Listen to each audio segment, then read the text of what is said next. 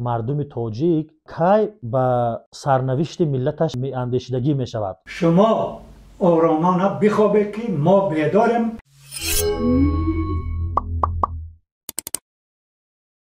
صدرالدین عینی یک شخصیت برجسته ملت تاجیک است.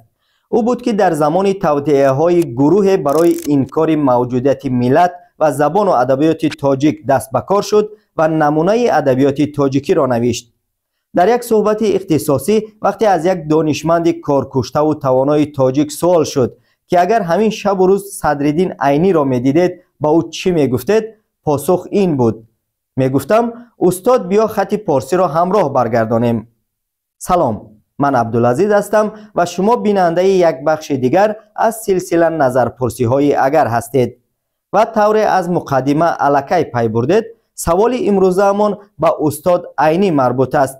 یعنی این بار از همصحبتانمان پرسیدیم که اگر صدرالدین عینی را می‌دیدید با او چی میگفتید؟ نظرها را ببینید و شما نیز نظر خود را در شرح بنویسید. عینی را اگر می‌دیدیم ما مثلا خیلی میگفتم که همین روز هستیم، همین که گپ میزنیم با زبانی تاجیکی، همین که دولت داریم، همین که فرهنگ داریم، ادبیات داریم، هنوز سری بلند داریم. این خدمت شما.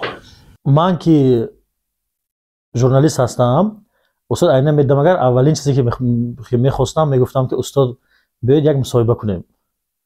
و استاد عینی که تاجیک شناس هستند و بزرگترین تاجیک شناس هم هستند، خودشون هم میگویند که من تمام عمر خودم برای شناخت تاجیک ها، برای آموزش تاریخ تاجیک ها و شناخت تاجیک ها صرف کردم.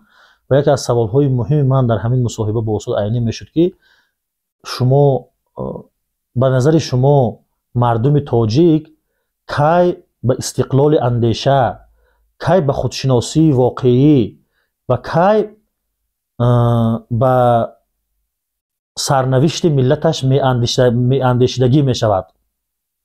و گمان میکنم که جواب استاد عینی بسیار جواب عادلانه و عاقلانه می بود. آثار عینی این بازگو کننده شخصیت و مجسمه شخصیت عینی، تندیس شخصیت عینی است. من مثل رضا شاه پهلوی که وقتی رفته قبر کروش و فردوسی را زیارت میکند، در پیش فردوسی بزانه میگه که عذر میپرسد از فردوسی، میگه که شما آرامانه بخوابید که ما بیداریم.